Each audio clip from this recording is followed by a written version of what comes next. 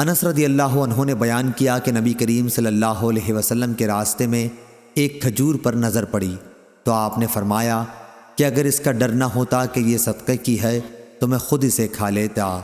صحیح بخاری حدیث نمبر 2431۔ زائدہ بن قدامہ نے منصور سے بیان کیا اور ان سے طلحہ نے کہا کہ ہم سے انس رضی اللہ عنہ نے حدیث بیان کی۔